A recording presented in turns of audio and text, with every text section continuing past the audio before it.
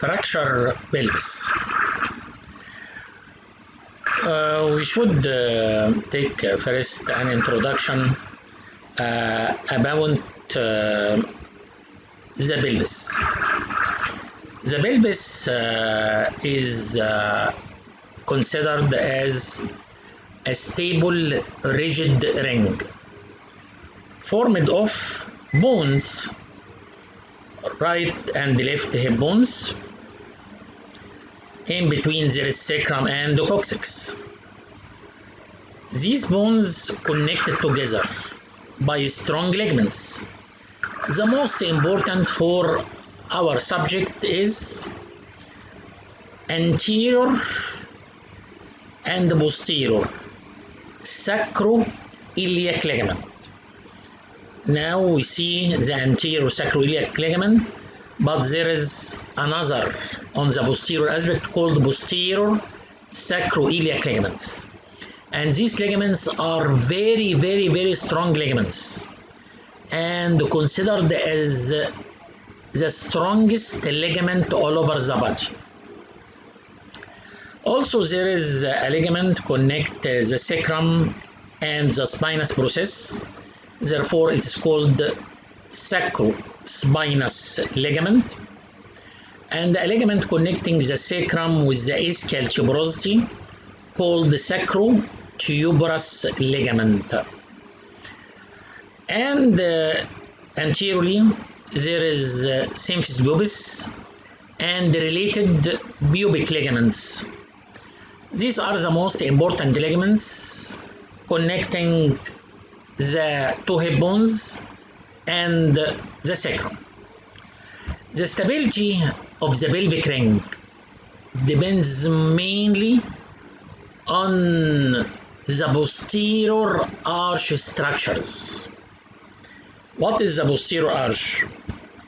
Posterior arch is arch extending backward and upward from one acetabulum to the other.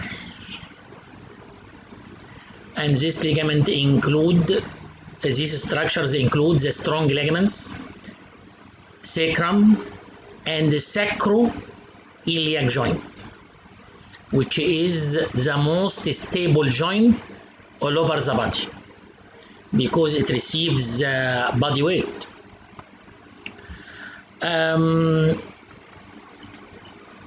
There is also anterior arch, which is much weaker than the posterior arch.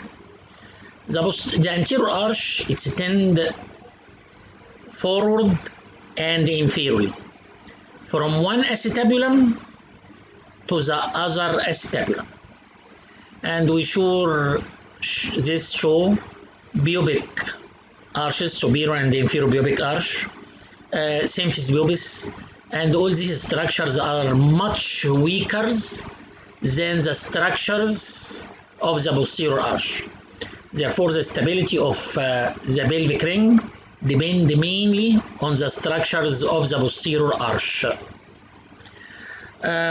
This is acetabulum on the right and left side, and the arch extending upward and backward from acetabulum to the other acetabulum is called posterior arch, and this arch extends from the anterior and the inferior aspect of the acetabulum to the other acetabulum is called the anterior arch. This is the posterior and this is the anterior arches. Let us take now fracture pelvis. Fracture pelvis incidence, it is rare, usually suspected in major high energy trauma as road traffic accidents. Unstable fractures in case of fracture pelvis. The fracture may be stable and may be unstable. In unstable displaced fracture, there are serious associated injuries and severe complications. Mortality rate in fractured pelvis range from 5 to 50% of cases, depending on the severity of the fracture and the severity of associated injuries. What is the etiology of fractured pelvis? As usual, as any fracture, trauma, which may be direct or indirect trauma. The direct trauma, like this, which is lateral compression, trauma from the sides of the pelvis leading to lateral compression, and this is direct trauma. The trauma may be anteroposterior, like this. What is this? The car passing on the pelvis. This is anteroposterior compression. The trauma may be indirect. Indirect trauma here is falling from a height. Falling from a height on the heel or in the lower limb. And as any indirect trauma, there is action transmitted from one bone to the other until reach the pelvic bones, and the counteraction from the opposite side. If the action and the counteraction meet in the pelvic bone, boom! Injuries of pelvic bones due to vertical shears, vertical forces. Action from below, counteraction from above, leading to fracture pelvis. What is the classification of fracture pelvis? Classification of fracture pelvis simply can be classified according to trauma. Anteroposterior compression, trauma from front or the back of the patient, or lateral compression, trauma from side to side, or vertical shears due to vertical directed force as falling from a height on the lower limb, or there may be combined forces leading to combined injuries in the pelvis. The most difficult part in fracture pelvis is the next classification, which is titles classification. Titles classification, this is maybe important for specialists in orthopedic, but not so important for the undergraduate. Titles classification for fracture pelvis depends on the stability of the pelvic ring. Titles classify fracture pelvis into three types. Type A, which is stable fracture pelvis. Stable fracture rotationally and vertically, because in case the pelvis, we can look to the pelvis as a ring. This is the ring. If it's stable rotationally, the fracture cannot rotate, and vertically, this is completely stable fracture, and this is type A. While type B is partially stable vertically, but unstable rotationally.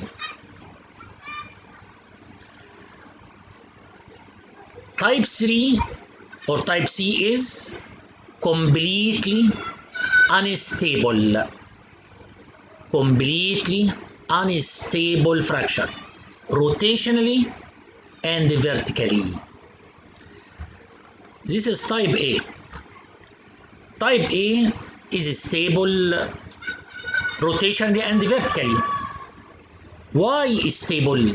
Because the structures forming the posterior arch, which is the main factor in stability of the pelvic ring, is stable and normal and intact. Fracture type A can be classified to A1, A2, A3. A1 is fractures which does not involving the pelvic ring, as fracture in the iliac crest, fracture in the iliac bone, avulsion fracture of anterior superior iliac spine, avulsion fracture in anterior inferior iliac spine, fracture in ischial tuberosity. All these fractures does not affect the integrity of the pelvic ring, and the posterior structure is intact, and this is intact stable fractures. Type A2. Type A2 is fracture involving the pelvic ring in one side. Usually there is a slight or no displacement, no complication. This fracture usually include fracture in the iliac bones, fractures in iliac bone, or fracture in the anterior arch, fracture in the anterior arch in one side. This is A1, fracture in the part, in the lesser pelvis actually, not in the true pelvis, and no in fracture in the pelvic inlet, as fracture anterior superior spine, anterior inferior spine, A1, fracture iliac crest, A1, but fracture in the anterior arch in one side without displacement is A2. A3 is transverse fracture in the sacrum. A3 is transverse fracture in the sacrum. This is type A. Type B. Type B, the posterior arch structure is partially interrupted. There is partial disruption in the posterior arch structures. Like what? Like partial disruption in the sacroiliac joint. The sacroiliac joint is the joint between sacrum and the iliac bone. The stability of this joint depends upon anterior sacroiliac ligament and the posterior sacroiliac ligament. In type B only, there is injury of the anterior sacroiliac ligament with partial subluxation of sacroiliac joint, but the posterior ligament is intact, prevent marked separation of the sacroiliac joint. This type B is unstable rotationally, but vertically stable. The fracture fragment cannot displace the upper, displaced only for external or internal rotation. Type B is classified into type B1.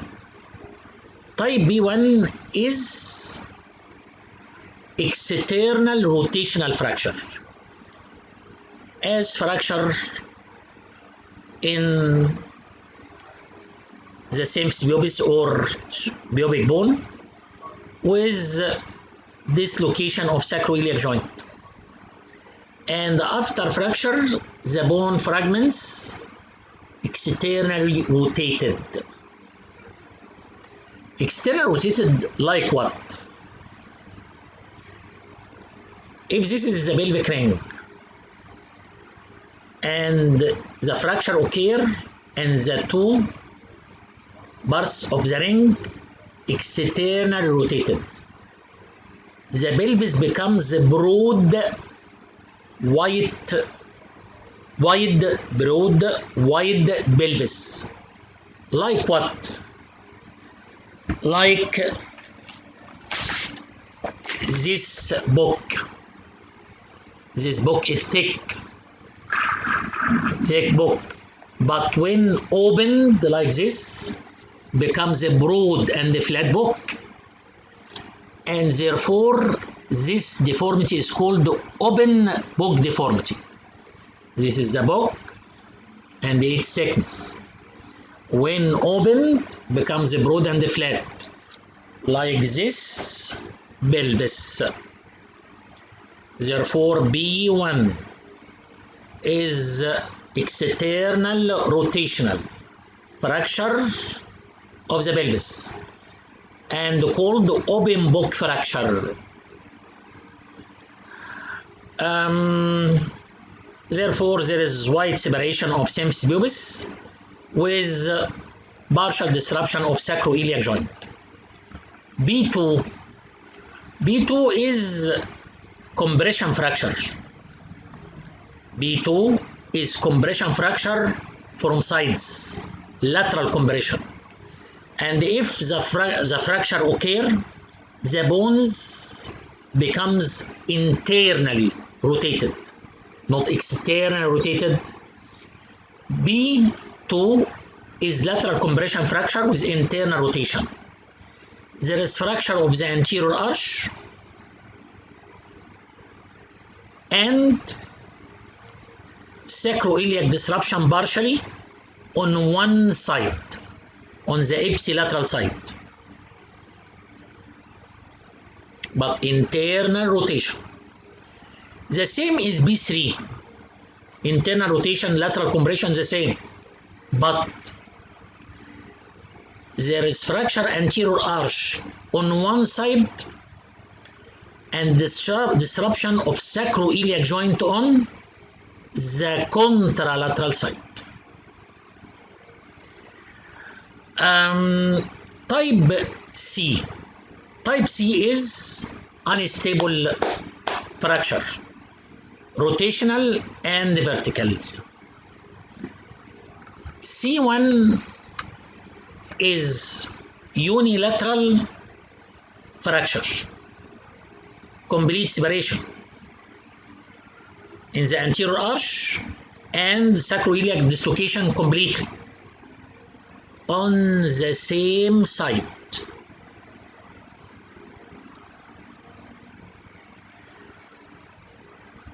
C2 separation of symphysis pubis or anterior arch with contralateral dislocation bilaterally, but the anterior disruption is type B, while posterior disruption is type C. This is the difference with C3. C3 is fracture on the anterior aspect and the posterior aspect, bilateral, complete of type C, complete separation of anterior arch and complete separation of the posterior arch. If there is complete separation between the anterior arch and the posterior arch, this is C3. While slight separation anteriorly,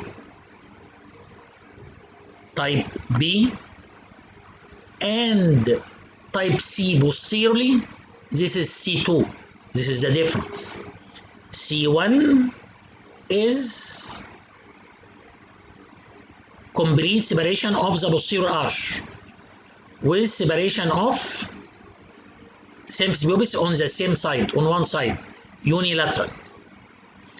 separation, but bilateral separation or contralateral separation, and the anterior arch is slightly separated, type B, and complete separation of the posterior arch, this is C2. Complete separation on anterior arch and posterior arch is called C3, or the condition is associated with acetabular fracture, this is C3. This is a classification of fracture pelvis, and we will continue in the next video. Thank you for good listening and good luck.